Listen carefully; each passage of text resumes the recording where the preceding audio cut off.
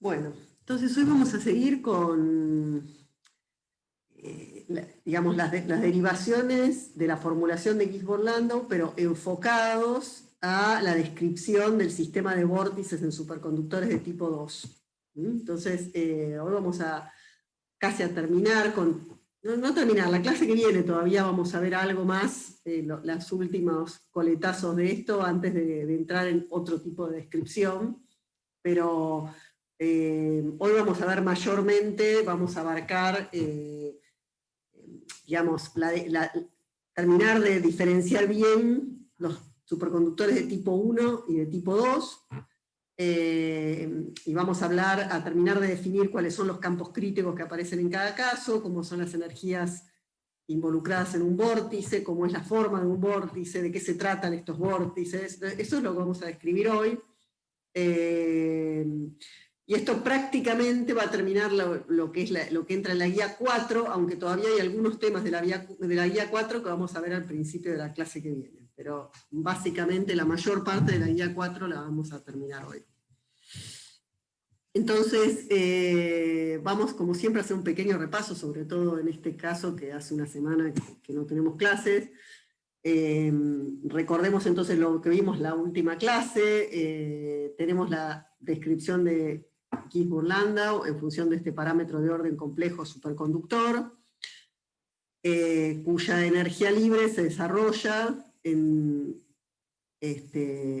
función del parámetro de orden, el módulo del parámetro de orden, los gradientes y los campos, los gradientes del parámetro de orden y el campo magnético en la muestra con esta funcional de energía libre, en donde tenemos la parte que tiene que ver con la densidad de energía magnética y el término de energía cinética. Entonces, habíamos visto que en un caso general, en realidad lo que hay que minimizar es una funcional integral de esta funcional local, y que eso lleva a las ecuaciones, la minimización de esa integral lleva a las ecuaciones de Gisborne-Landau, que son, esta es la primera, esta es la segunda, y entonces la solución general del problema es la resolución de estas dos ecuaciones no lineales acopladas con condiciones de contorno. Bueno, pero habíamos visto muchos casos de soluciones más sencillas, en particular la primera es simplemente el caso de la solución del sistema en bulk, lejos de las fronteras y sin campos, en cuyo caso uno tiene una solución homogénea que no depende de posición, y entonces ahí, en ausencia de campo, uno encuentra que hay una transición desde un estado normal a un estado superconductor, a la temperatura a la cual este parámetro alfa cambia de signo. Y entonces, por debajo de esa temperatura aparecen estos dos mínimos, en los cuales el parámetro de orden phi infinito vale la raíz de alfa sobre beta, menos alfa sobre beta, y la diferencia de energía, o sea, el mínimo de energía, va aumentando a medida que alfa se va haciendo más negativo, y tiene esta dependencia con alfa cuadrado, y sabemos además que esa diferencia está relacionada con el campo crítico termodinámico de esta manera. A partir de eso podemos sacar, a partir de las dependencias empíricas del campo crítico y de la longitud de penetración, podemos sacar las dependencias en temperatura de los dos parámetros de las ecuaciones de Gisborne-Landau, que son alfa y beta. Bueno, entonces eso fue lo que vimos en la primera clase de Gisborne-Landau. Luego resolvimos el problema unidimensional, sin campos ni corrientes, pero con una frontera normal superconductor. Y ahí vimos cómo aparece naturalmente una dependencia espacial con un parámetro, con una longitud característica que es la longitud de coherencia, que tiene esta relación con el parámetro alfa, y esta relación con el cuanto de flujo, el campo crítico y la longitud de penetración. Bueno, eso fue lo que vimos en la primera clase. En la clase pasada, vemos que es muy fácil a partir de la segunda ecuación de Gisborne-Landau ver la cuantización del fluxoide. Y en superconductores delgados, la cuantización del fluxoide lleva a una dependencia de la temperatura de transición superconductora con el flujo, que es periódica en el flujo y que se pudo corroborar en el experimento de Little Parks. Eso vimos la clase pasada. Bueno, también en la clase pasada vimos que en los superconductores de tipo 2, la transición normal superconductor, incluso en presencia de campo, es continua, o sea, deja de haber una transición de primer orden en presencia de campo. Hay una transición continua que se nuclea a un campo superior, HC2, y en ese campo M y Φ son continuos, o sea, deja de existir, incluso en ausencia de factor de magnetizante, incluso en un sistema ideal, esta transición pasa a ser continua. Entonces, cerca de esa transición, el campo es el campo aplicado y Φ tiende a 0. Por lo tanto, se pueden linealizar las ecuaciones de Gibbs-Landau en ese rango de campo. O sea, las ecuaciones quedan lineales y desacopladas en esa zona. Y entonces, a partir de resolver las ecuaciones lineales de Gibbs-Landau, se llega a, cuando uno pone que el campo es estrictamente el campo aplicado, o sea que uno está prácticamente y ve cuál es la solución de mínima energía, encuentra que digamos, el máximo campo al cual hay una solución con parámetro de orden no nulo es este campo máximo HC2, que tiene esta relación con la longitud de coherencia, que fíjense que esto, si ustedes se fijan, lo que está diciendo es que aproximadamente cuando uno está en este campo, el flujo asociado a este campo es, o sea, si uno tiene un campo aplicado, ¿está bien? Va a haber un cuanto de flujo por unidad Φ al cuadrado. ¿Está bien? Que en una unidad espacial Φ al cuadrado va a haber aproximadamente un cuanto de flujo. Eso es lo que ocurre en HC2. O sea que digamos, si los vórtices tienen tamaño, longitud de coherencia, si uno se imagina que los vórtices que entran ahí tienen una longitud, que es la longitud de coherencia, prácticamente se están tocando. ¿Está bien? Los vórtices se tocan. O sea, va aumentando la longitud de coherencia y en HC2 prácticamente toda la red está ocupada por los vórtices de los core. Entonces, a partir de ahí la red se vuelve normal.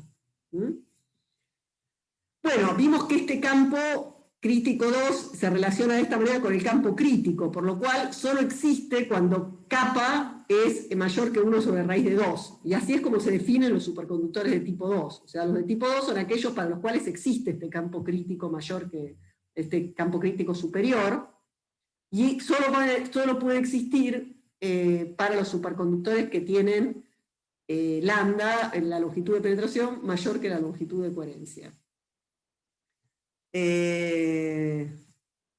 Bueno, entonces Abrikosov es el que muestra que la solución para campos muy cercanos a HC2 es una solución periódica, una red periódica, en que cada periodo tiene un cuanto de flujo, y esta es la red de vórtices. Entonces, eso es lo que vimos la vez pasada.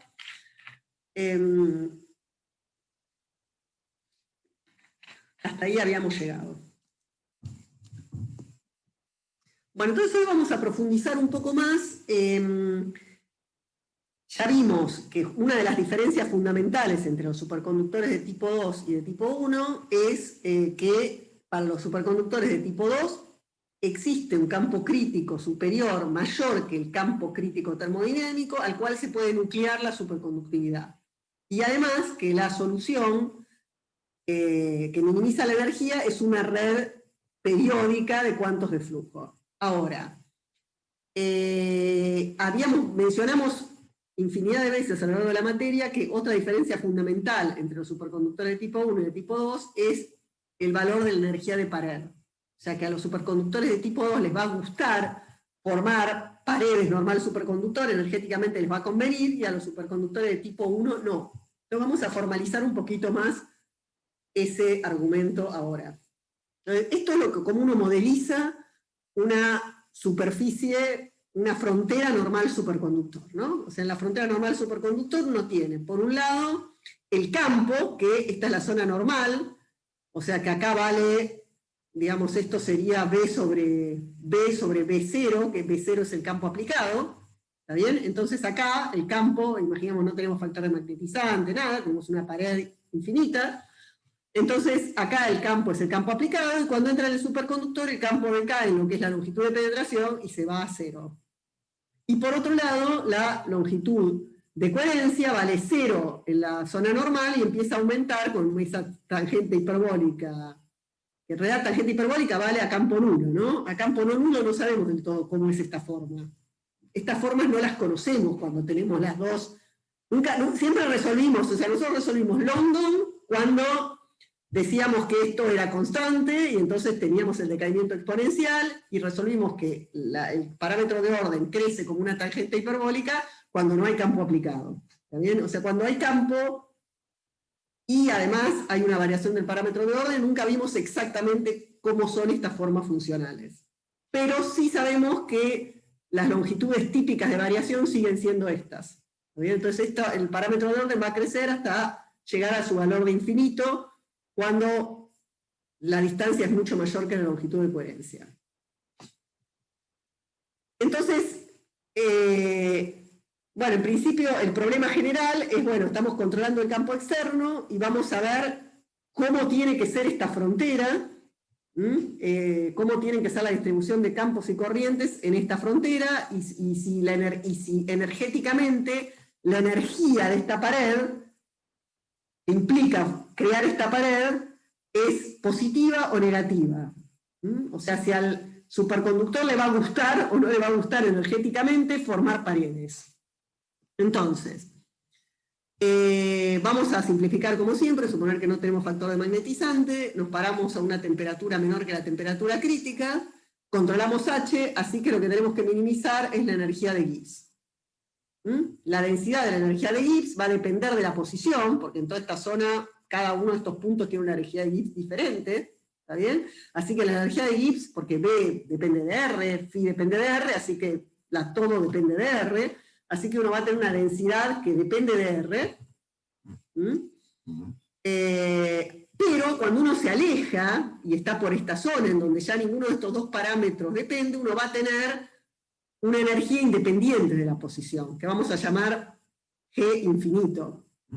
¿Está bien? Entonces, en esa zona el campo vale 0, o sea que G y F valen lo mismo. Y además sabemos que la relación entre F superconductora y F normal es esta, ¿no? O sea que la energía de Helmholtz superconductora es la normal más U0 sobre 2 por el campo crítico termodinámico. Esto va a valer en esta zona, ¿está bien? Donde estas cosas, ya no hay campo aplicado, entonces esto sigue valiendo, lo que en algún momento estimamos. Pero va a valer solo en esta zona en donde ya no hay variaciones espaciales ni del campo ni del parámetro de orden.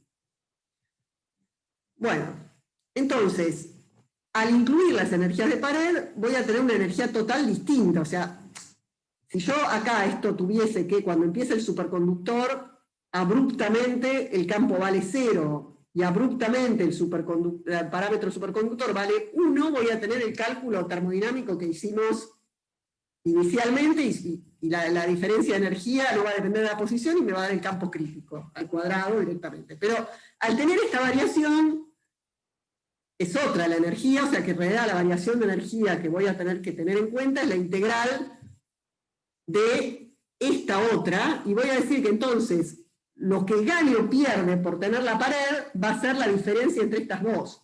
¿Está bien? O sea, yo diría, esta GS de R es la auténtica, la que tiene en cuenta todo esto y se va al infinito lejos de la pared. Pero voy a compararla con el hecho de tener esta energía infinita hasta acá, o sea, de no tener variaciones ni del campo ni del parámetro de orden. La diferencia de energía entre esas dos cosas me va a dar la energía de pared. ¿Se entiende esto? ¿El planteo? O sea, yo tengo la energía, esta es la energía real, la integral, digamos, la integral de G de R me va a dar energía de Gibbs del problema real. ¿En qué se diferencia el problema real del problema ideal, en donde los parámetros no dependen de la posición? Bueno, en que acá hay una pared. Entonces, la energía de pared va a tener que ver con esta diferencia, con la diferencia entre la integral de la energía de Gibbs dependiente de la posición y la que existiría si no hubiera una pared, que es esta, la integral de esta otra. ¿Está bien? Estas dos, lejos de la pared, dan cero esta diferencia, porque esta se convierte en esta, pero justo cerca de la pared son distintas, ¿no? O sea, esta sería pensar que yo con esto vengo hasta acá, y acá me caigo abruptamente, y que con esto, y acá caigo abruptamente y tengo B igual a 0 desde la pared. ¿Está bien? Entonces solo se diferencian en esta zona, y la diferencia entre estas dos cosas es la energía de pared. ¿Se entiende ese concepto? Porque creo que es el más importante. Después son cuentas. Pero el concepto más importante es que uno calcula la energía de pared viendo cuál es la diferencia de energía libre total entre suponer que tengo esta variación de vida a la pared y la que tendría si no existiera la pared. Esa es la diferencia, esa es la energía de pared. ¿Mm? Bueno, después puedo entonces, como esta de pared en principio es infinita, o no sé cuánto mide, en realidad lo que me interesa es la energía por unidad de superficie de pared. O sea que la integral del volumen la tengo que dividir por el área de la pared. Y esta es la energía por unidad de superficie de crear una pared, que es la que me apareció en algunas cuentas que ya la pusimos como un parámetro, porque no sabíamos cuánto valía, es esta, ¿no? Es la energía por unidad de superficie de pared, gamma. Eso es lo que yo voy a tratar de calcular. Bien. Entonces, ahora viene una cuenta. El que pueda seguirla, la sigue, el que no la puede después mirar en los libros o volver a mirar en la teórica, es una cuenta, no la voy a hacer tampoco con todo detalle, porque es bastante pesada, pero les quiero contar un poco de dónde sale, cómo se llega al resultado. ¿Está bien? Pero los conceptos fundamentales son estos. O sea, ¿qué quiere decir calcular una energía de pared por unidad de área? Es hacer esta cuenta. Ahora, ¿cómo hacemos esta cuenta? Bueno, entonces, para hacer esta cuenta tenemos en cuenta, digamos, que esto, ¿no? O sea que G es F menos B por R.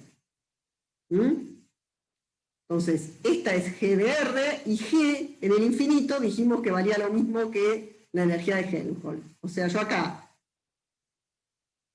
esto lo reemplazo por esta expresión, y Gs en infinito lo reemplazo por F, por la energía de Helmholtz, a campo cero en el infinito, porque como no hay campo, no hay nada, es todo lo mismo, ¿no? Gf vale todo lo mismo. ¿Está? Entonces puedo hacer esta aproximación. Esta aproximación no, puedo usar esta igualdad. Bien, entonces, de acá me queda que esto de acá, puedo usar esta otra igualdad. Entonces acá me queda la energía de Helmholtz superconductora menos la energía de normal, menos estos dos términos. Simplemente hice un cambio de posición. Hasta ahí escribí eso. Esto es lo mismo que había escrito en la página anterior. Ahora bien, fíjense que esto también es un concepto que me importa, que lo sigan, porque es importante. Esto de acá, ¿qué es? ¿Lo conocemos? ¿Lo sabemos escribir? La diferencia entre la energía libre de Helmholtz superconductora y la energía del normal. ¿La conocemos? ¿Tenemos una expresión para esta diferencia de energía libre? Voy a esperar a ver si alguien me contesta. Porque me parece que acá, esto también es interesante, ¿no?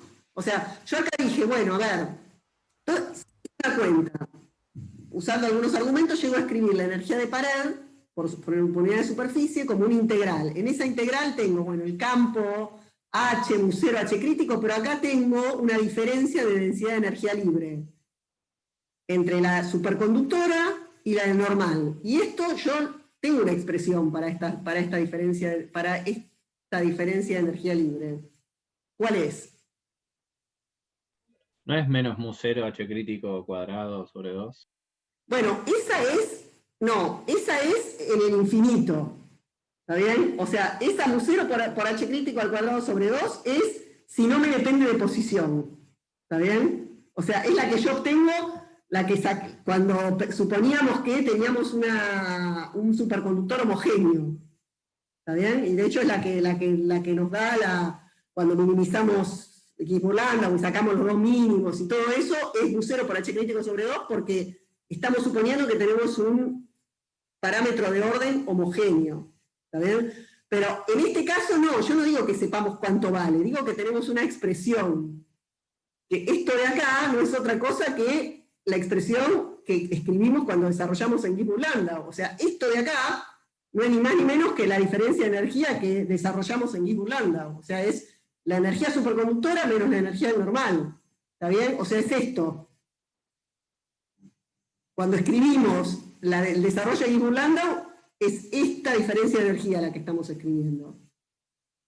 ¿Ok? O sea, acá es donde entra Gibbs-Landau. ¿Está? Es esta, por eso hacemos todo este lío. ¿Por qué hacemos todo este lío? Porque nosotros tenemos el desarrollo de Gibbs-Landau escrito en función de la diferencia de energía de Helmholtz entre la superconductora y la normal. Entonces queremos llegar a esto para poder meter la expresión de Gibbs-Landau. Tenemos esto, metemos Gibbs-Landau. ¿Ok? Sí, ahí se entendió. ¿Se entendió? Bien. Entonces gamma nos queda escrita de esta hermosa manera.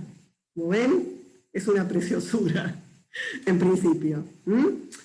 Ahora, fíjense que esto, porque, a ver, ¿cómo llegué yo acá? Acá tengo b cuadrado sobre 2 mu0, acá tengo menos br por h, acá tengo mu0 sobre 2 por h crítico al cuadrado, entonces haciendo una pequeña cuentita, puedo reescribir estos términos del campo de esta manera. Eso después, si quieren, lo pueden ustedes seguir, es muy fácil. O sea, tienen esto, o sea, para llegar a este cuadrado, completan esta diferencia de cuadrados, y van a ver que llegan a este término, más e menos este, más este. ¿Ok? Es que simplemente lo escribí de esta manera por conveniencia. O sea, son estos mismos términos magnéticos que aparecen acá, pero reescritos de esta otra manera porque me va a convenir. O sea, es simplemente otra manera de reescribir los términos magnéticos.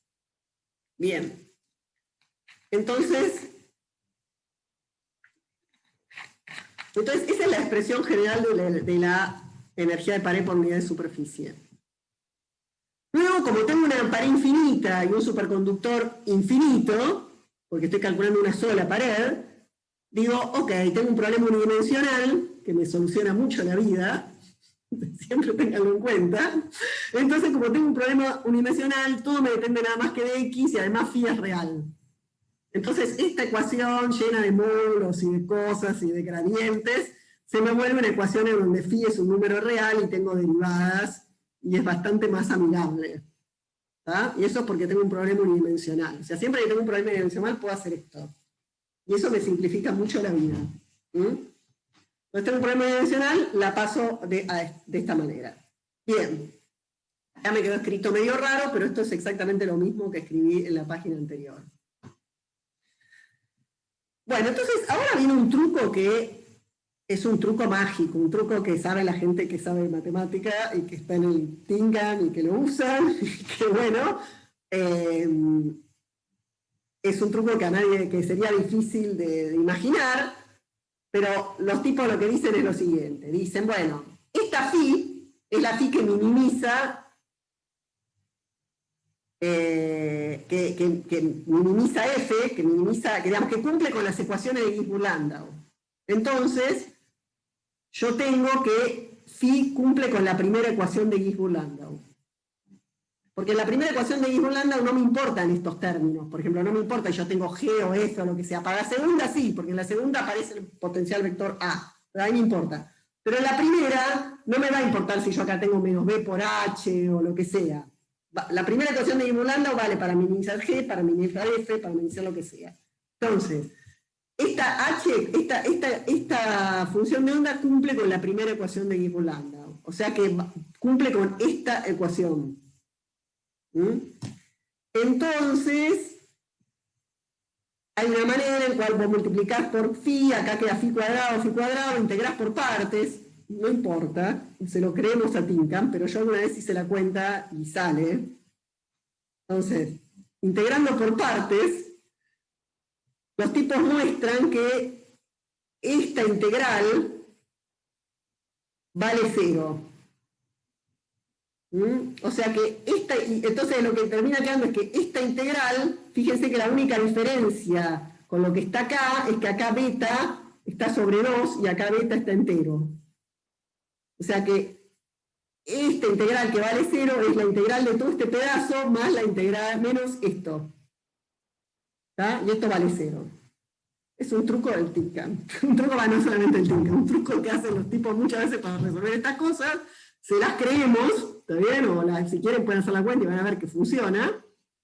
Pero entonces todo ese choclo, digamos, toda esta integral espantosa, la reemplazo por esto nada más.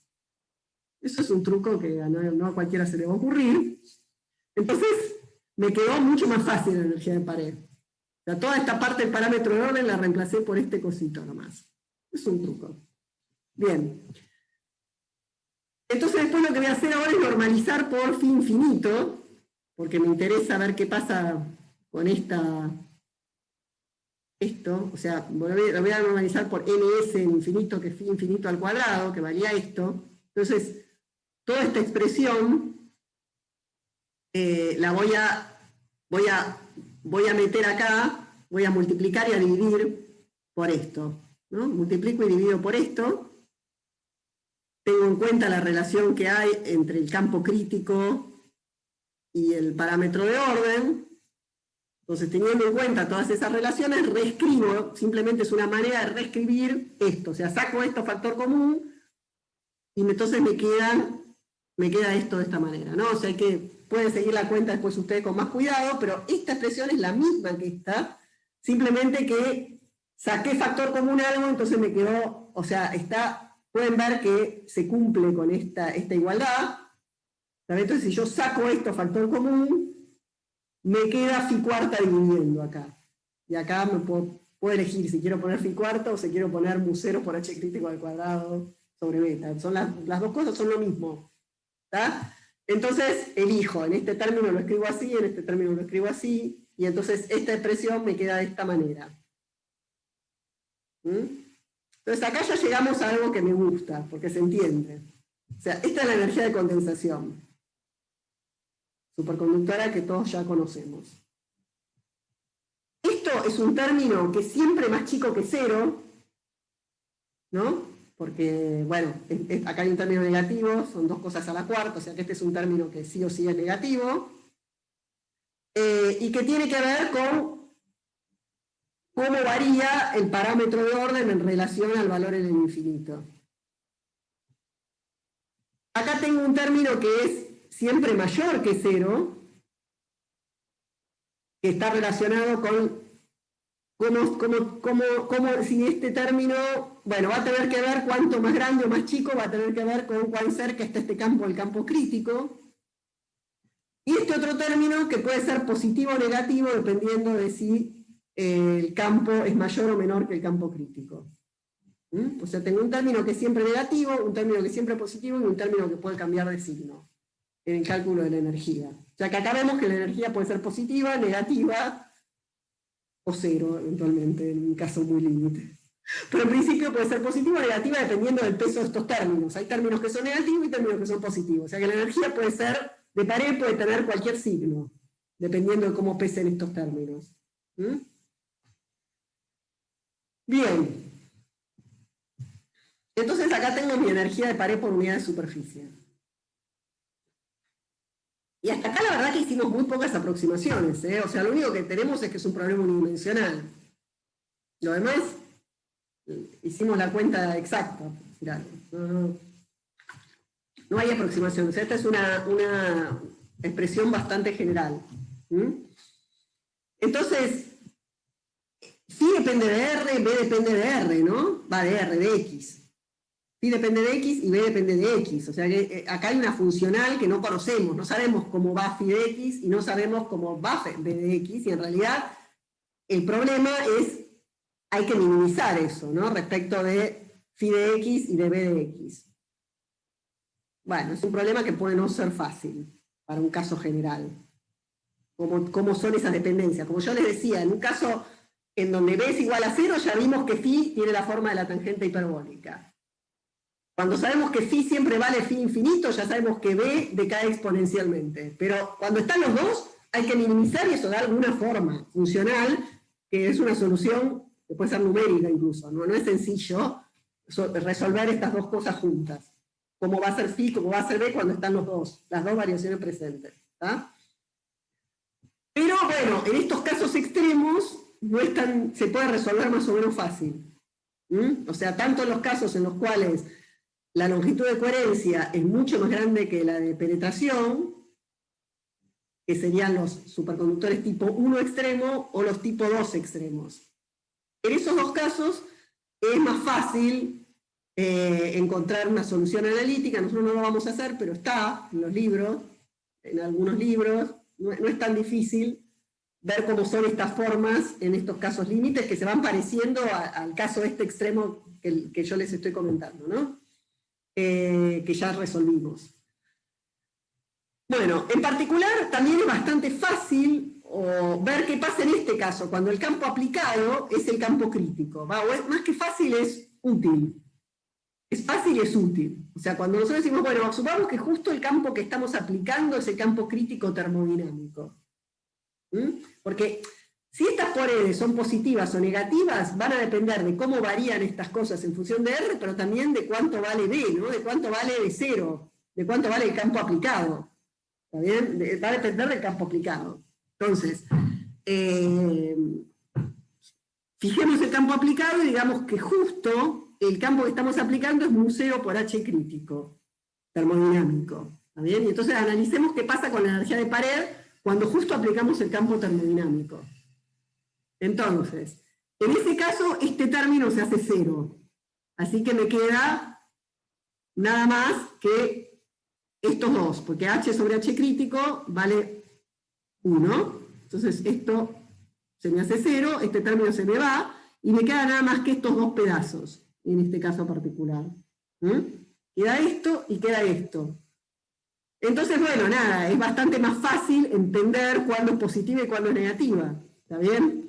O sea, en un caso en que nosotros tenemos un superconductor de tipo 1, en que esto es mucho más grande que la longitud de coherencia, es mucho más grande que la de penetración, vamos a tener que la energía de condensación, que es esta y que es negativa, va disminuyendo así, ¿no? Mientras que la energía magnética crece y se hace máxima en una longitud menor. Entonces, esto tiene un signo, esto tiene otro signo. Cuando uno hace la diferencia entre estas dos, queda esta curva, y la integral de la curva es positiva. ¿Está bien? Entonces, en un superconductor de tipo 1, para el campo crítico, la energía es positiva. ¿Está bien? Fíjense que además, bueno, nada, entonces, bien.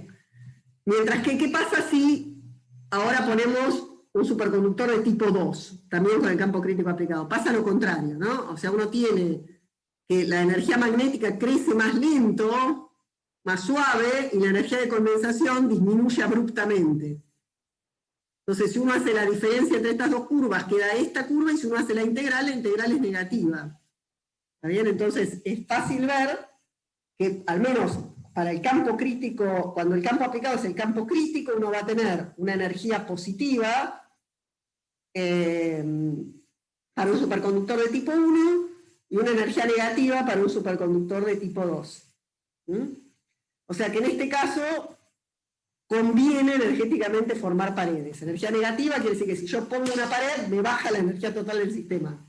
Entonces, al sistema le gusta poner paredes. Bien.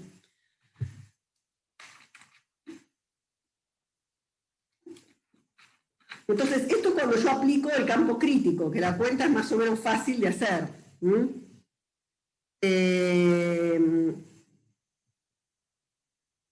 Para otros campos hay que hacer la cuenta. En particular hay un ejemplo, por ejemplo, en el Mangan, donde muestra cómo es la energía de pared para un campo menor que el campo crítico, que para estos numeritos H es 0.8 del campo crítico. Justo, la cuenta está hecha de esa manera, ¿no? O sea, son soluciones numéricas de esas dependencias de energía de pared para una situación en la cual uno tiene un campo aplicado que es un poco menor que el campo crítico, 0.8.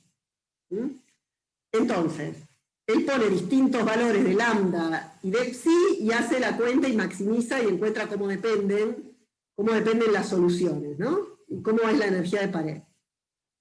Entonces muestra el resultado. Entonces, por ejemplo, en este caso uno tiene un superconductor de tipo 1, porque tiene que la longitud de coherencia es mayor que la longitud de penetración. Entonces, hace la cuentita y le da positiva la energía de pared. Ahora, cuando hay un raíz de 2 de por medio, ¿se acuerdan? Entre el campo crítico tipo 1 y tipo 2, bueno, entonces acá yo tengo un tipo 2, en este caso, ahora tengo lambda que es mayor que psi, pero no mucho mayor, nada más que el doble, ¿está bien? Entonces, para esta situación en la cual este es mayor que esto, pues son parecidos, y tengo un campo un poco, digamos, en esta situación yo me voy a poner, pongo el campo crítico y la pared es negativa, ¿está bien? O sea, con estos parámetros yo pongo un campo igual al campo crítico y la pared tiene energía negativa, pero bajo un poco el campo, y cuando bajo un poco el campo resulta que ya la pared, en lugar de tener energía negativa, tiene energía nula. ¿Está bien? Si el superconductor es aún más tipo 2, vuelve a ser negativa la energía de pared. Cuanto más grande es lambda, cuanto más tipo 2 es un superconductor, más negativa es la energía. ¿Está bien? Entonces, en este que ya tengo el lambda mucho más grande que psi, incluso para este campo la energía es negativa. ¿Está bien? Y acá es muy negativa. ¿Está bien? O sea, si el superconductor es muy tipo 2, yo puedo bajar un montón el campo respecto del campo crítico y me va a seguir conveniendo formar paredes. Pero si no es muy tipo 2, si es apenas tipo 2, a partir de un campo ya no me conviene formar paredes. ¿Está bien? Este sería el campo límite. Si yo ahora pongo un campo un poco más chico que el 0.8, ya a este superconductor de tipo 2 no le va a gustar formar paredes. La energía me va a dar positiva. ¿Está bien? Entonces, por debajo de un cierto campo crítico, perdón, me fui para allá, por debajo de un cierto campo crítico, que depende de cada superconductor, depende de la relación entre la longitud de penetración y la longitud de coherencia, depende de capa, por debajo de un campo crítico que es menor, campo crítico 1, un campo crítico inferior, al superconductor de tipo 2 ya no le conviene formar paredes. ¿Está bien? O sea, yo a medida que vuelvo bajando el campo respecto del campo crítico, cada vez la energía de pared es menos negativa, y va a llegar a un cierto campo crítico en el cual ya va a empezar a ser positiva. ¿Está bien? O sea, de hecho, para campo nulo es siempre positiva la energía de pared. ¿Ok? Entonces, digamos, en algún momento voy a llegar a un campo crítico inferior en el cual ya, por más tipo 2 que sea el superconductor, no va a querer formar paredes. O sea, en el campo crítico, todo superconductor de tipo 2 quiere formar paredes. Pero a medida que voy bajando el campo, encuentro un campo crítico a partir del cual eso ya no pasa. ¿Se entiende? Y cuanto más extremo es el tipo 2, más puedo bajar en campo. ¿Ok? O sea, finalmente entonces llegamos a que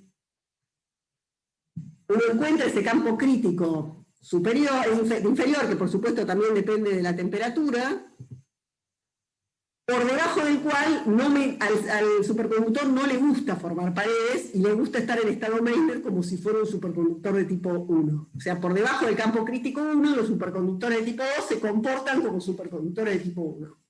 Tienen la misma física. ¿Está bien? La misma, no la misma física exactamente, pero la misma electrodinámica. Entonces, vimos entonces que aparece este campo crítico inferior, por encima de este campo crítico le gusta formar paredes, entonces aparecen estas nucleaciones, estos lugares en donde se deprime la superconductividad, y alrededor de esas nucleaciones se forman, que se llaman core, el core del vórtice, se forma una pared normal superconductora. ¿Está bien? O sea, estos vórtices son lugares donde se deprime la superconductividad, y alrededor de esa depresión se forma una vorticidad, aparece como corrientes de apantallamiento, que forman el vórtice. Como el flujo magnético está cuantizado, cada uno de esos vórtices tiene un cuanto de flujo. Y se puede ver, es muy fácil de hacer la cuenta, de hecho estaba propuesto como uno de los ejercicios, pero está en todos los libros, que energéticamente es más favorable que los vórtices tengan un cuanto de flujo a que tengan más de un cuanto de flujo. ¿Está bien? O sea, va a tratar el superconductor trata de dividir al máximo y de formar la mayor cantidad de paredes. Entonces, en lugar de poner 2 cuantos de flujo en cada vórtice, le va a gustar poner un solo cuanto de flujo en cada vórtice. Bien. Entonces, llegamos a esta descripción, que en los superconductores de tipo 2 hay toda una zona en la cual no hay estado Meissner, pero tampoco es normal el superconductor.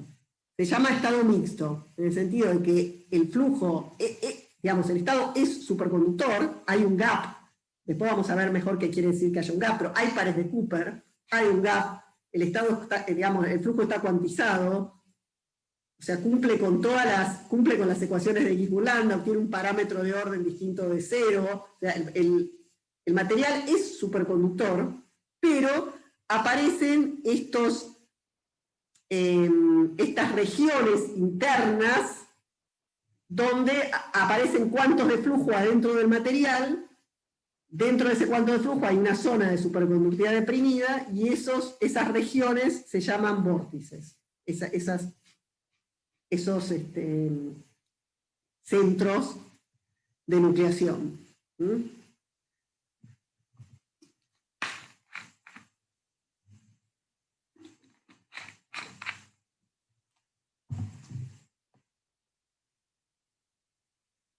Entonces vamos a ver un poco más cómo se define este campo crítico inferior. O sea, ¿de qué depende? Ya dijimos anteriormente que cuanto más tipo 2 es el material, más chico es el campo crítico 1. O sea, cuanto más grande es capa, cuanto más grande es la longitud de penetración respecto de la de coherencia, más le gusta formar paredes, y por lo tanto nos podemos ir a campos críticos más bajos con el estado mixto. Y de hecho en los superconductores, en los high TC, por ejemplo, que son muy tipo 2, el estado mixto ocupa prácticamente todo.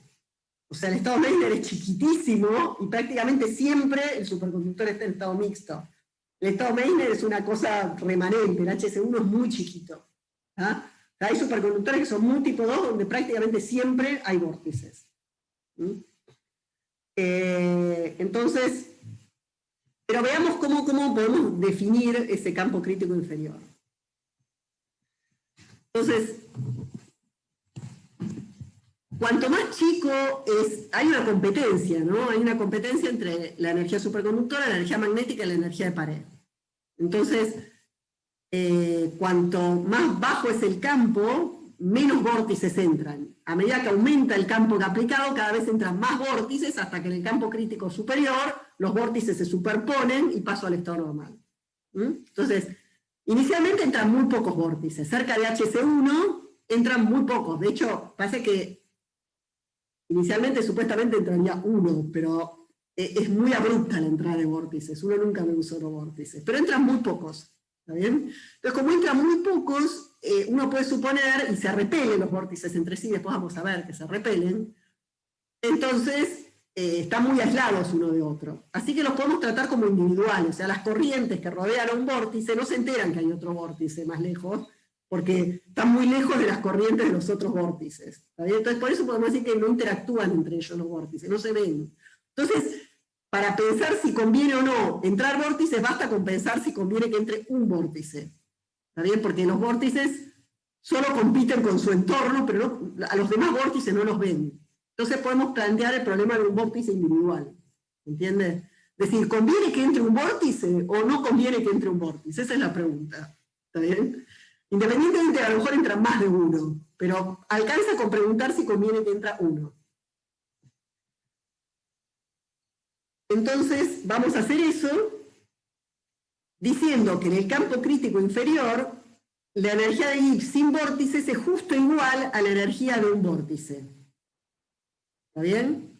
A la energía con un vórtice, digamos. O sea, la energía de Gibbs sin vórtice va a ser igual a la energía de Gibbs con un vórtice. Por debajo de HC1 va a convenir que no haya vórtices. Por encima de HC1 va a convenir seguro que haya vórtices. Y justo en HC1 son iguales estas dos energías. Eso es lo que vamos a plantear.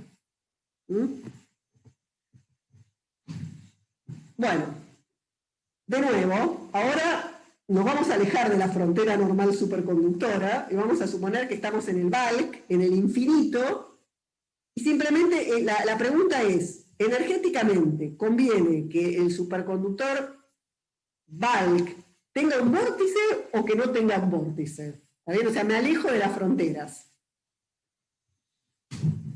Entonces, en la realidad, cerca de las fronteras pasan otras cosas, ¿no? Está, por supuesto, esta superficie, esta barrera de superficie, hay formas, hay defectos en las superficies, hay efectos de factor de magnetizante.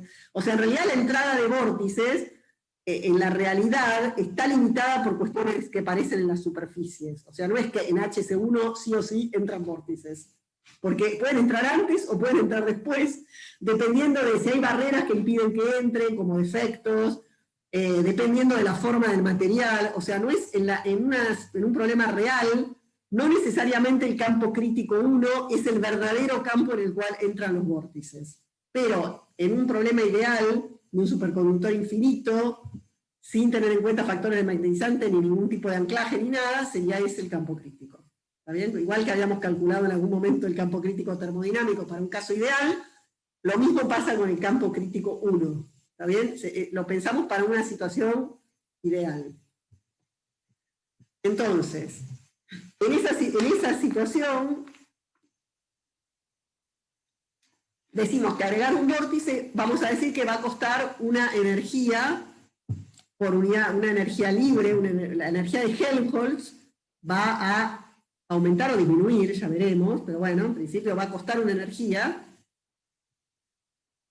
E1.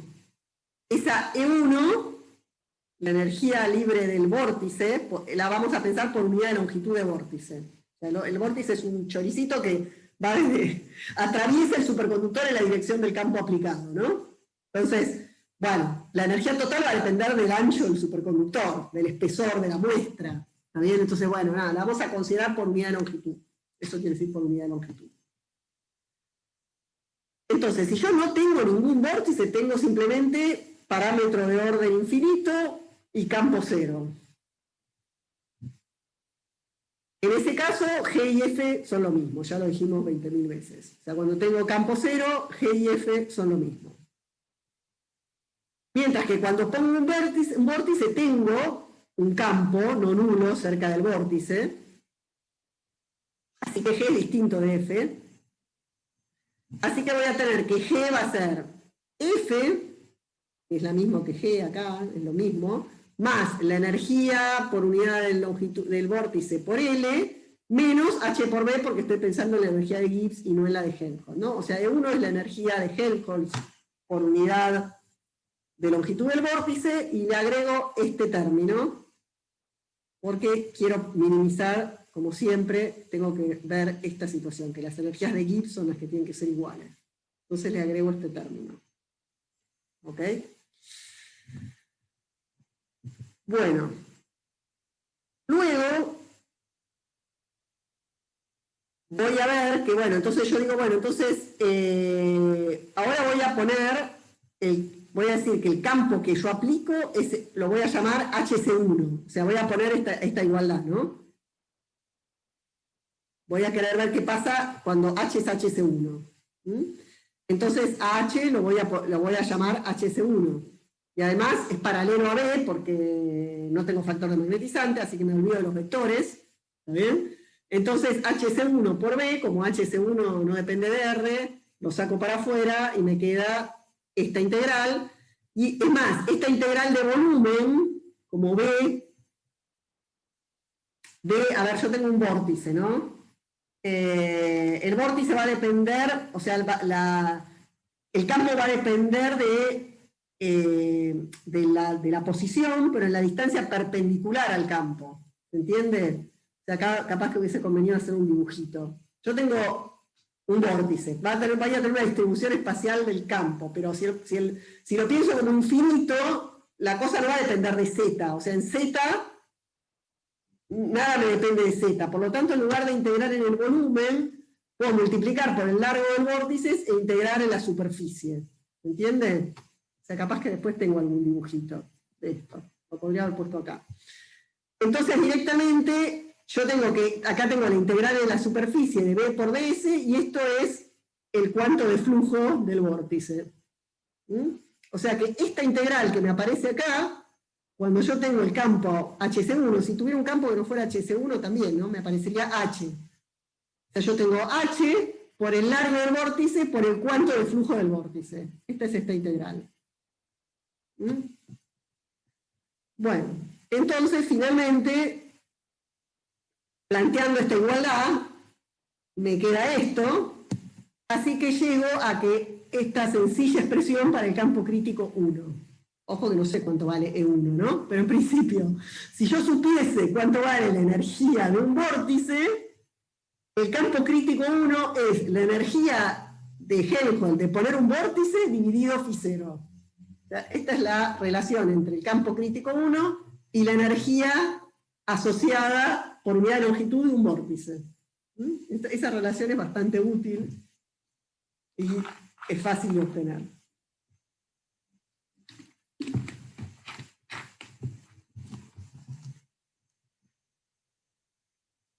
Bueno, entonces llegué a eso.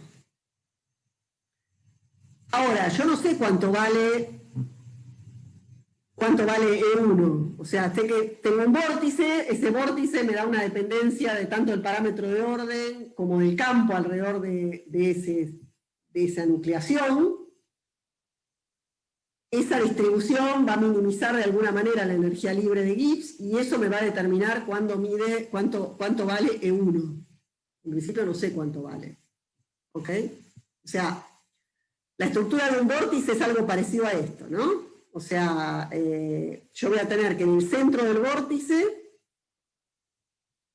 el campo, este es el campo es máximo, y se hace cero lejos del vórtice en una longitud que está relacionada con la longitud de penetración. Y el parámetro de orden superconductor, el módulo del parámetro de orden, vale n infinito lejos del vórtice, y se va a cero en un punto ideal, justo en el centro del vórtice, en una longitud que está relacionada con la longitud que está asociada a la longitud de coherencia, ¿no? O sea que el parámetro de orden se va a cero y entra el campo magnético. La integral de este campo magnético en todo esto es φ0. ¿Entiendes? O sea, esa sería la estructura, tanto en parámetro de orden como en campo, que uno espera ver donde hay un vórtice. O sea que lejos del vórtice el campo vale 0 y el parámetro de orden vale el valor en el infinito. Y se modifican en las inmediaciones del vórtice. ¿Entiende? Bien. Entonces, ¿cómo es la estructura del vórtice? Es bastante fácil, se puede resolver de manera razonable en los superconductores de tipo 2 extremos. O sea, cuando uno tiene que la longitud de penetración es mucho más grande que la longitud de coherencia. Entonces, en ese caso uno tiene un core chiquitito y unas corrientes grandes alrededor del vórtice. ¿Está bien? O sea, el vórtice es prácticamente todo corrientes, mientras que lo que varía el parámetro de orden es muy poquito, es simplemente cerca del core y la longitud de coherencia es muy chiquita. ¿Entiende? Entonces, eso es lo que sucede en los superconductores de tipo 2 extremo. Que si bien los llamamos tipo 2 extremo, y parece que estamos pensando en un caso rarísimo, muchos superconductores de tipo 2 cumplen con esto. ¿Está bien? De hecho, todos los ITC, todos los conductores basados en hierro, y otros superconductores como aleaciones metálicas, como el ionio selenio 2, y las aleaciones que se usan para los cables, hay un montón de hay un montón de superconductores que se usan un montón y que tienen esta aproximación, o sea, no es delirante. Es lo más común, o sea, es bastante común que se pueda usar esta aproximación en los superconductores de tipo 2. ¿ah? Entonces, y en este caso es bastante más fácil hacer esta cuenta o pensar cómo es la estructura de un vórtice. Entonces, pensamos que el vórtice está centrado en, el centro del vórtice está en R0, y entonces sabemos que el fluxoide alrededor de R0 está cuantizado y tiene un cuanto de flujo. Eso lo sabemos. Así que de acá podemos fácilmente pasar a que la integral a lo largo de la curva es la integral en la superficie del rotor, y el rotor de A es B, o sea que llegamos a esta expresión de acá, ¿no? Es casi el camino inverso que hicimos para mostrar la cuantización del fluxoide, ahora se los hice para el otro lado. Esta cuenta la hicimos más de una vez. Pero entonces fíjense que acá quedó esta expresión, que no es otra cosa que algo que aparece en las ecuaciones de London, ¿no? O sea, en las ecuaciones de London uno tiene que mu0 por lambda cuadrado por el rotor de J es menos B, o que el rotor de J es menos B sobre mu0 por lambda cuadrado, ¿está bien? O sea, eso de ahí es lo que vale 0 en London, lo que está acá dentro de esta expresión. Ahora, afuera del vórtice, apenas nos alejamos del core del vórtice, tenemos que phi, el parámetro de orden, tiene el valor del infinito y es uniforme. O sea que fuera del core del vórtice valen las ecuaciones de London. ¿Está bien? Entonces, fuera del vórtice, esto vale 0. ¿Está bien? Porque fuera del vórtice vale London. ¿Está? Entonces, la aproximación de London va a valer en todos lados salvo en el core del vórtice. Entonces, eso uno lo puede expresar de esta manera, ¿está bien? Diciendo que esto vale 0 salvo en un punto, o sea, uno puede escribir eso diciendo que esto vale 0 salvo cuando R está cerca de R0, en donde uno lo piensa como infinito. Uno puede escribir esto de esta manera, la integral de esto entonces me da phi0, la integral sobre la superficie me da exactamente phi0, y vale que esto es igual a 0 fuera del vórtice. Bien, es una manera matemática de escribirlo que funciona, ¿está bien? O sea, es como una generalización de las ecuaciones de London, para el caso en que uno tiene un superconductor no conexo, o sea, uno tiene un flujo adentro, que no es 0, porque entonces uno puede pensar que vale London fuera del core, y justo en el core tengo una delta que hace que la integral del flujo, en lugar de valer 0, valga phi0. ¿Entienden? Entonces, esta es la manera de escribirlo.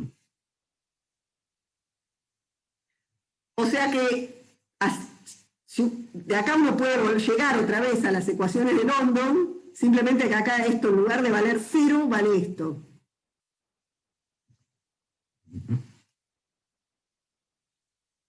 Así que fuera del core del vórtice vale esa ecuación, que es muy parecida a la ecuación de London, pero no es del todo igual. Y de hecho la solución es bastante más complicada, la solución matemática.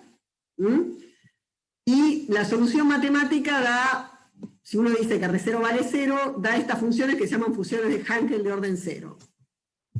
Más sí. Pero bueno, las funciones de Hankel de orden 0 cumplen con esta ecuación diferencial.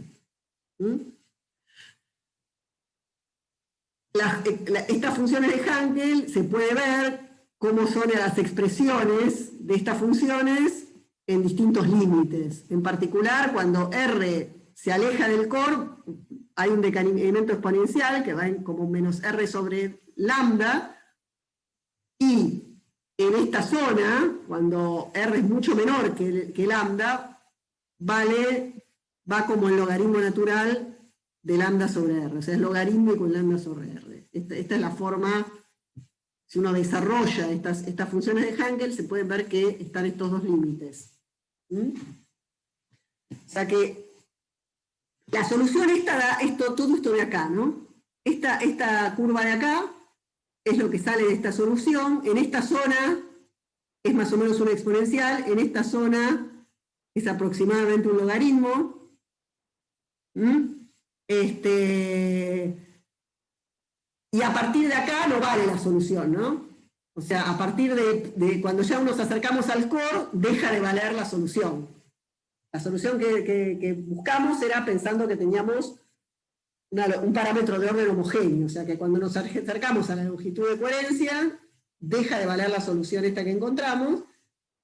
Se puede ver que, resolviendo el problema completo, la forma funcional es de este tipo, ¿no? O sea que acá esto se achata, y no me apareció lo que, no sé por qué, pero bueno, acá había un cartelito que no me apareció, pero resulta que fíjense que este campo, el campo acá, es muy parecido al campo acá. O sea, en toda esta zona, o sea, el campo en R igual a la longitud de coherencia es muy parecido al campo en el centro. O sea, es como que acá se quedará casi chato, y después tiene este decaimiento.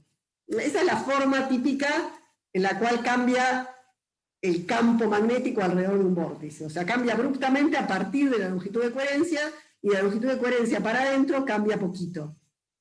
Esta es la forma que tiene. Y muy lejos es exponencial. Entonces la manera matemática en la cual se llega, bueno, la contamos más o menos, no es súper relevante, pero esa es la forma que tiene la dependencia del campo alrededor de un vórtice, en un superconductor de tipo 2 extremo. Bien, otra vez no sé por qué no le gusta el alfa, pero bueno, a veces me hace eso. Entonces, bueno, entonces tenemos la forma del vórtice, y ahora podemos tratar de ver qué pasa con la famosa energía libre de un vórtice. Entonces, en esta situación en la cual tenemos esta aproximación en el límite del superconductor extremo, el vórtice es muy chiquito, como yo le decía. Entonces el vórtice es casi todo corrientes. Y hay una parte chiquitita en donde uno tiene un parámetro de orden que deja de ser el del infinito y además tiene gradientes. ¿Está bien? Pero esta zona, como ocupa un espacio tan chico, uno puede pensar que energéticamente no va a pesar demasiado. ¿Está bien? O sea, hay una parte de la energía que tiene que ver con que el parámetro de orden va a dejar de valer lo que vale en el infinito y que va a haber gradientes, pero digamos que va a ser pequeña comparada con, o sea, digamos, la diferencia entre poner un vórtice y no poner un vórtice es esta energía de un vórtice por unidad de longitud. En este límite va a tener que ver sobre todo con las corrientes de los vórtices y con los campos, con el hecho de que aparece campo magnético y aparecen corrientes. Eso va a ser lo que le va a dar sobre todo la energía al vórtice. La parte del parámetro de orden que está es chiquitita comparada con la otra, entonces en un primer momento vamos a decir que la vamos a despreciar. ¿Se entiende? Entonces, tenemos esa aproximación. Además, tenemos que entonces acá esto lo podemos considerar como constante, despreciamos los, simplemente tenemos en cuenta este término de acá, entonces estos son las corrientes. Recuerden que esta era la segunda ecuación de Diepol-Landau, o sea, estas son las corrientes, así que acá aparece un término que va como las corrientes al cuadrado, ¿no?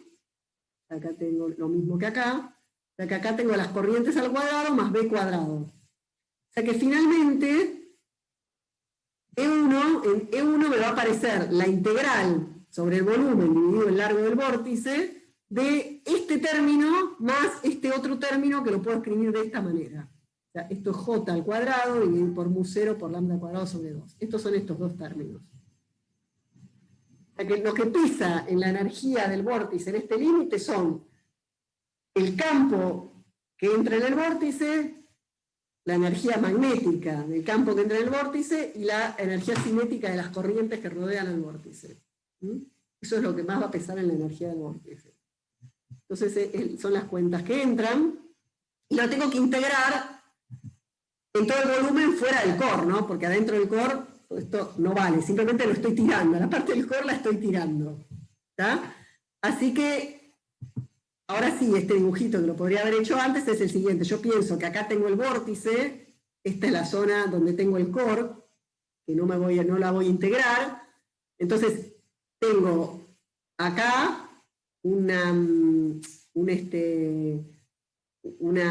curva que me limita el volumen a donde voy a integrar, que tiene el orden del tamaño de la longitud de coherencia, y el volumen lo integro hasta el infinito, o hasta un radio mucho más grande que lambda, ¿no? Después no me importa más porque ya B vale 0, J vale 0, o sea que puedo seguir integrando y ya no me va a pesar nada, ¿no? O sea, me voy hasta que las corrientes y los campos hayan decaído.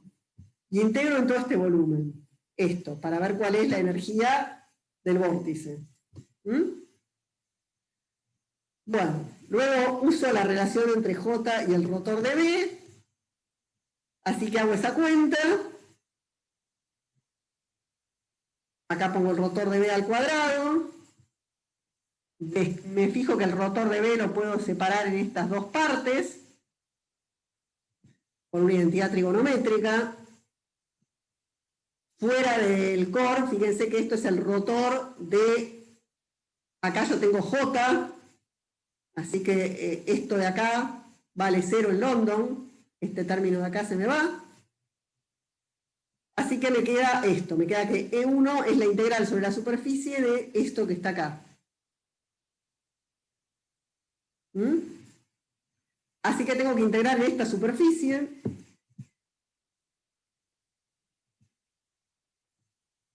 Y la integral en la superficie va a ser la integral en esta superficie menos la integral en esta chiquitita.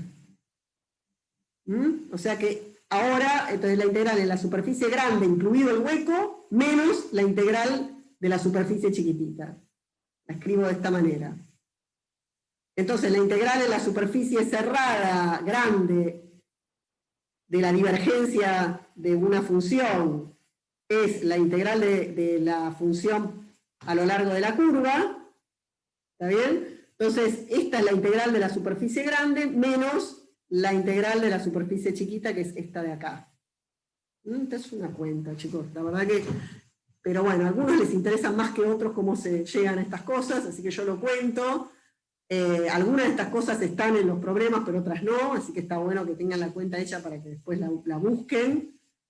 Pero no es que necesariamente ahora tienen que seguir todo el hilo del razonamiento matemático, lo pueden seguir, pueden preguntarme, pararme también, si quieren.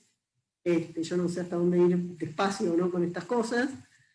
Pero esencialmente es eso, ¿no? O sea, tengo que integrar esta superficie, tengo un agujerito, entonces la manera de integrar esta superficie es hacerla grande sin el agujero, menos la chiquita, paso de integral de superficie a integral en las curvas, y ya dije que acá los campos valen 0 y las corrientes valen 0, o sea que esta parte de acá vale 0, porque acá ve en toda esta zona, en toda esta curva, ya no tengo ni campos ni corrientes. Así que todo esto vale 0. Así que me quedó nada más que la integral en la curvita chiquitita.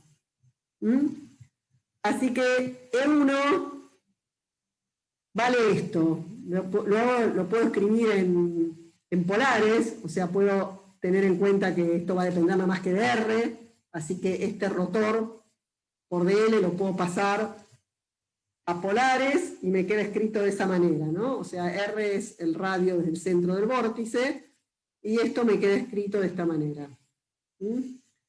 Así que finalmente expreso la energía del vórtice en función del campo del vórtice, o sea, evalúo el campo en esta distancia y esta es la derivada del campo cuando R es la longitud de coherencia.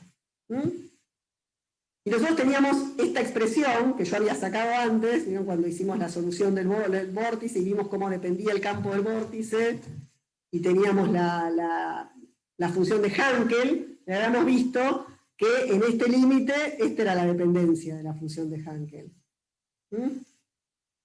Así que es cuestión de calcular esto, de reemplazar eso ahí, o sea, calcular esto para esta dependencia, hacer esta cuentita, y entonces haciendo toda esta cuenta y reemplazando, nos queda esta expresión para la energía por unidad de longitud de un vórtice, esa E1, que en principio antes no sabíamos cuánto valía. Vale esto.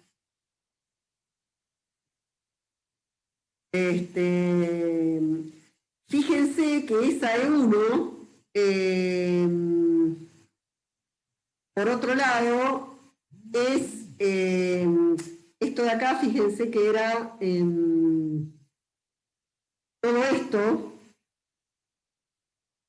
de acá, o sea, Phi0, acá me aparece el campo en R, ¿no? O sea, hay una expresión que acá no está, bueno, no importa. Después la vemos. Pero esto está directamente relacionado con el campo en la posición de la longitud de coherencia, ¿no? O sea, acá me aparece esto de acá, que es esto de acá, y que finalmente me da esta expresión. Entonces, bueno, nada. Otra manera de expresarlo es esto, donde entonces yo acá tengo, fíjense, esta es la energía de condensación, esta es la energía de condensación, y este es el área del core del vórtice. Entonces fíjense que la energía del vórtice es esto, que es lo que yo de alguna manera perdí por haber puesto el vórtice ahí, por haber roto la superconductividad ahí. O sea, es la energía de condensación que pierdo por haber roto la superconductividad en el core del vórtice, pero esto está multiplicado por 4 por el logaritmo natural de kappa, y kappa es grande. O sea que la energía es mucho más grande que la energía de condensación, que era lo que habíamos supuesto de entrada. De entrada habíamos dicho, bueno, suponemos que en la situación en la cual kappa es mucho mayor que 1, la energía de poner un vórtice es mucho más grande que la de condensación. O sea, pesan más las corrientes que lo que yo pierdo por energía de condensación. Y de hecho, efectivamente, aparece acá un término que dice que la energía de un vórtice es mucho más grande que la que estaría solamente asociada a la pérdida de energía de condensación. Bueno, y haciendo finalmente entonces esta cuenta que antes habíamos llegado a que HC1 era E1 sobre Phi0, ahora reemplazo, y esta es la expresión que me queda para HC1, que también la puedo escribir de esta manera, ¿no? Que quizás es, o sea, reemplazando H crítico por, o sea, fijándome en esta relación y reemplazando H crítico por psi, Phi0 y qué sé yo, o psi, Phi0 por H crítico, también encuentro esta relación, que es bastante conocida, ¿está bien? Que lo que me dice es que el campo crítico 1 es cada vez más, o sea, el logaritmo natural de kappa sobre kappa, este numerito, se va haciendo cada vez más chico a medida que kappa es grande, ¿no? Entonces tengo el logaritmo de kappa sobre kappa. Cuanto más grande es kappa, más chico es ese número. Entonces HC1 se va haciendo cada vez más chico comparado con HC.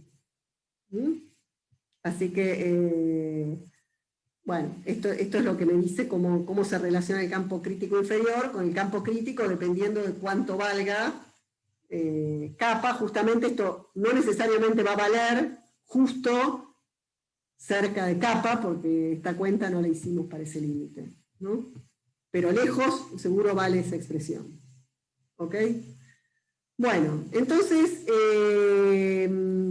esencialmente creo que llegamos a esto. Ahora les voy a mostrar algunos números para despejar un poco la cabeza, porque demasiadas demostraciones hay acá, pero así es esta parte. Digamos, la idea es cómo a partir de la planteo de la funcional de energía libre de Gisborne-Landau, haciendo ciertas aproximaciones, uno puede describir tanto los superconductores de tipo 1 como los de tipo 2. Y en los de tipo 2 puede mostrar tanto en la parte de la linealización de las ecuaciones para campos grandes, puede deducir cuánto vale el campo crítico superior, y también puede deducir cuánto vale el campo crítico inferior, a partir del cual conviene que entren los vórtices, y uno puede calcular ese campo, el campo al cual conviene que entren los vórtices, y puede hacer un montón de cosas, todo en base a esta energía, a esta propuesta, a este formalismo de Gisborne-Landau. Bueno, entonces acá les doy algunos numeritos ahora para que relajen y para que los experimentales se liberen. Para que más o menos tengan idea de cuáles son los valores de kappa y los valores de longitud de coherencia y de longitud de penetración para distintos materiales. Entonces, estos son superconductores de tipo 1. y estos son superconductores de tipo 2. Estos son superconductores que son medio límites, en particular el plomo, por ejemplo, y el niobio, fíjense que están bastante en una zona que está medio cerca de 1, con lo cual a veces dependiendo de si están en bulk, si están en film, si están en que yo pueden ser tipo 1 o tipo 2. O sea, hay materiales que en bulk son, como dice acá, pero si están muy cerca, uno le puede cambiar la geometría y hacerlos pasar de tipo 1 a tipo 2. ¿Tá? Entonces, estos son tipo 1 y todos estos son tipo 2, y esto es lo que llamamos tipo 2 extremo, ¿no? O sea, cuando capa vale 100, 124, estos son tipo 2 extremos.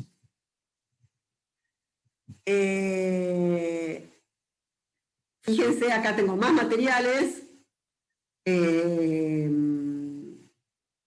y acá estos son los que yo les llamo, lo que yo les mencionaba, que son superconductores de alta temperatura. Estos son cupratos, ¿no? Fíjense que andan en este orden. Lo mismo estos superconductores que son de lo más extraños y no ortodoxos, que van con carbono 60, o sea, son cosas bastante raras. Y son todos superconductores de tipo 2 extremos, estos que aparecen acá. Bueno, y acá tengo algunos campos críticos para que vean, porque esto es interesante. Este es el campo crítico termodinámico, pero pasado, o sea, es el campo crítico multiplicado por mu0, ¿no? Es mu0 por hc, o sea que está escrito en teslas. Acuérdense que un tesla son 10.000 Gauss. Un militesla son 10 Gauss. ¿Está bien? O sea que esto está escrito en militeslas. O sea que las unidades de esto son 10 Gauss. Entonces fíjense que típicamente estos son los campos críticos termodinámicos de distintos materiales. Estos son los campos críticos inferiores, que están en militeslas, y estos son los campos críticos superiores que están en teslas. Recuerden que un tesla son 10.000, o sea, bueno, sí, está bien, son 10.000 Gauss, o sea, son 1.000 militeslas, es medio ridículo. O sea, esta unidad es 1000 veces esta, ¿no? O sea que esto acá vendría un 2000 en estas unidades, un 10.000 en estas unidades, o sea que fíjense que los campos críticos superiores son mucho más grandes que los campos críticos, hay bastante diferencia, ¿no? Estos son mucho más grandes que los termodinámicos, y estos son mucho más chicos que los termodinámicos. Acá hay algo raro, no termino de entender por qué esto me está dando más grande que esto. Acá hay algo raro, no sé, es un wire no sé qué, pero está raro este número de acá. Pero en general debería suceder que quizás estos ya son tan más normales, que esto es más chico que esto, y esto es más chico que esto, ¿no? Recuerden que acá esto es 23.000. 23.000, ¿no? Acá hay 23.000, 670, 55, 35, 440, 23.000. Esos son los números entre campos crítico inferior, en donde entran los vórtices, el campo crítico termodinámico y el campo crítico en el cual se rompe la superconductividad, que es mucho más alto. Acá hay otros materiales, que estos materiales lo que tienen es que son anisotrópicos, o sea que dependiendo de si el campo lo pongo en una dirección o en otra del material, los campos críticos varían. Uno puede tener un material isotrópico, que tiene una celda cúbica, entonces da lo mismo poner el campo en todas las direcciones, o pueden tener materiales cuyas propiedades son diferentes, y por lo tanto la longitud de coherencia, la longitud de penetración de los campos críticos dependen de la dirección del campo. Entonces, estos materiales que están en esta tabla tienen esa propiedad. Depende de para dónde los ponga al campo, cuánto valen los campos críticos superiores. Entonces, nada. Pero les quiero mostrar, por ejemplo, que en este, que es un superconductor típico, el litrio bario 2, cobre 3, oxígeno 7, es el emblemático superconductor de alta temperatura. O sea, el cuprato más conocido, uno de los más conocidos, ¿no? Entonces fíjense que tiene una temperatura crítica de más o menos 90 Kelvin cuando está dopado, o sea que por encima del nitrógeno, es un superconductor muy conocido. Entonces fíjense que estos superconductores suelen tener campos críticos, fíjense que son 110 teslas. Es una barbaridad 110 teslas, ¿no? O sea, 240 teslas. 240 teslas es, no sé, 2 millones, ¿cómo sería? 2.400.000 gauss, eso, o sea, 240 teslas es un campo altísimo, al cual no se puede llegar con ningún imán. ¿Ah? O sea que estos campos críticos son enormes. Obviamente ese del campo crítico extrapolado a temperatura cero, ¿no? Los campos críticos dependen de temperatura. Estos son campos críticos extrapolados a temperatura cero. Pero fíjense que estos superconductores tienen campos críticos superiores a temperatura cero inalcanzables. Son muy altos, porque son muy tipo 2, son tipo 2 extremos. Entonces los campos críticos superiores son muy altos. Bueno, así que les quería mostrar un poco los números, porque comparados con los campitos que habíamos estado viendo para los superconductores de tipo 1, los superconductores de tipo 2 son superconductores hasta campos muy altos. Está bien, estos son medio una brutalidad, valen solamente para campos a temperaturas muy bajas, ¿no? Cuando uno aumenta la temperatura baja mucho de ese número, pero de todas maneras son campos altísimos, o sea, no se rompe la superconductividad fácilmente en los superconductores de tipo 2. En general dejan de ser útiles por otros motivos, porque uno no puede pasarle corrientes muy altas, por otros motivos, pero el campo al cual realmente uno pierde la superconductividad, apenas uno se aleja de la temperatura crítica y se va a temperaturas un poco más bajas, crecen muchísimo los campos. Entonces por eso es que en la práctica todos los usos de los superconductores son en superconductores de tipo 2, porque son superconductores que tienen un rango de campo mucho más amplio que los superconductores de tipo 1. Lo que pasa es que, bueno, es que hay que lidiar con los vórtices, ¿no? O sea, en toda esta zona, que va hasta campos muy altos, uno tiene vórtices. O sea, desde el campo crítico 1 hasta el campo crítico 2, el material es superconductor, pero tiene vórtices adentro. Entonces, ¿cómo es la física cuando están esos vórtices? ¿Qué pasa cuando yo paso una corriente y hay vórtices? Entonces, todo lo que vamos a ver de acá en más, con lo que sigue, lo que vamos a empezar a ver en la clase que viene, es cómo interactúan estos vórtices entre sí, qué corrientes se les puede pasar, qué pasa cuando uno los mueve, si la resistencia sigue siendo cero o no cuando hay vórtices, si el superconductor sigue siendo un conductor perfecto o no, cómo es la digamos, tanto el magnetismo como las propiedades de transporte de un superconductor cuando tiene vórtices, que en realidad es lo que sucede casi siempre. O sea, en todos los superconductores que se usan en la práctica, se usan en presencia de vórtices, y entonces la física de los vórtices es la que regula todo el comportamiento magnético de los superconductores que en la práctica se usan. Así que lo que vamos a empezar a ver de la clase que viene, unas cuantas clases más, es qué pasa, cómo es la física de estos vórtices. Así que bueno, eso es todo por hoy, y acá terminamos.